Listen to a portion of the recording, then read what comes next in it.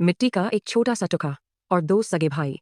सुनने में यह एक साधारण जमीन का विवाद लगता है, लेकिन मैं की लाए की यह कहानी हमारे समाज के उस कावे सच को उजागर करती है जहां लालच रिश्तों पर भारी पड़ जाता है।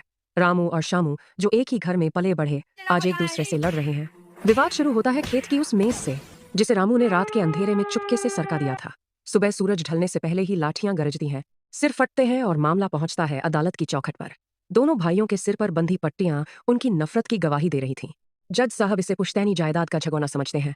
वो संस्कारों की दुहाई देते हैं, बाप दादा की इज्जत का वास्ता देते हैं और अंत में एक न्यायपूर्ण फैसला सुनाते हैं, जमीन को आधा आधा बांट दिया जाए।